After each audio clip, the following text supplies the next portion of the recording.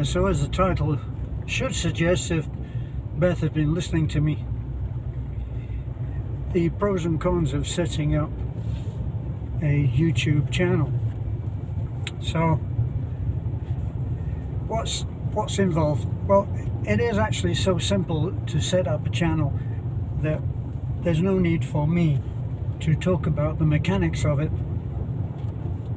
What I'd rather talk about is the impact on yourself as the creator, the impact on yourself of all that will be leveled at you.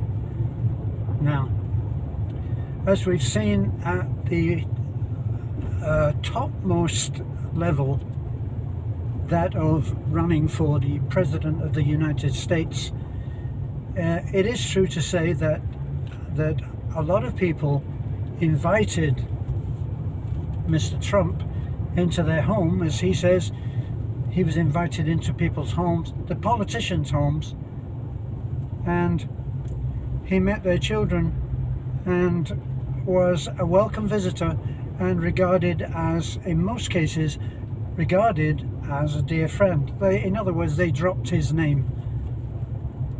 And then when he began to be something of a competitor, he was dropped for the most part. Now, this is what probably will happen if you choose to run a site, depending on what you do. So given that not all of the people that post comments on your site will be for you, not all of them will be against you.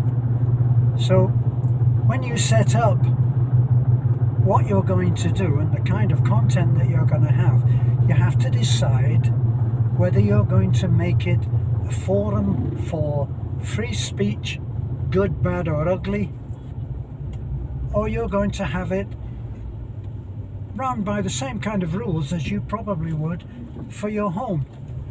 So let's look at the idea of how you run it with your home. And in many ways you could say that you are inviting people into your life, into your online home. Now, for me, if I invite people into my home, I expect them to be respectful in return for the fact that I would be respectful to them. So if someone invites me into their home, I don't go in and criticize the wallpaper as if that they were stupid to choose that. I go in, I observe the rules of hospitality, giving and receiving, and I hope that I will be asked to return on another visit. If you invite someone into your home, what would be the parameters that you would judge them by, and how would you then choose whether to invite them in again? I'm not trying to make this into a huge thing, but if people come and they're nice to you and they're nice about your home and they look at the good side of your home and make a comment on that and then leave with thanks for your hospitality, as long as you've had some kind of connection with them on a friendship basis, you would invite them again. And if you went to their home, you would obviously have kept the rules, the etiquette of being a visitor, and you would expect to be invited back too. When I look at people's channels, I really look at whether I would choose, sorry, I'm driving as well, I would look at whether I would choose to be friends with those people. And how do I judge that? I look at the kind of people that they have coming in to visit as well. In other words, if you were invited, say, to a party, and when you went there, you found that there were many people that you actually would like to be friends with. And how would you do that? That you would talk to them and you'll find that they had similar views to you, that if you had a passion for football or you had a passion for art, you would find people there who shared your passions. So yes, you would make new friends if you found someone who all you wanted to talk about was the lesser spotted gudgeon that people were trying to eliminate in the wildlife centre, and you didn't have any interest in that. You would not invite that person out to extend the friendship or the relationship. I view people like that when I look at any expat site. Expat sites are the ones that I looked at when I first came, and I didn't like what I saw. I didn't like the kind of comments that came in, the kind of criticism that came in about the Philippine nation, about the nationality, the culture, the people. I didn't like it, so I didn't go there again. It's really very, very simple. Now, looking at the other side of that coin, that you are providing a source of content which is of a certain kind based upon your opinion, unless you're giving very, very accurate references to where you got the information that you're professing is true, then you must actually be aware that the kind of people that you're going to invite into your online home are going to be the kind of people that share your passions, that share your opinions. Not that they have to agree with everything that you say, because that would defeat the purpose of trying to grow as a person. Sorry, there's a roadworks. So if you're trying to grow as a person, you want people to educate you, unless you are one of those people that knows everything, and certainly I could never make any kind of a claim on that. Then you're going to accept that people will teach you things. Believe me, 10 years logging, I've learned so many things and made friends with people who are so much cleverer than I am, and have given me the benefit of their wisdom, which I appreciate very much. Now, everybody has their own job.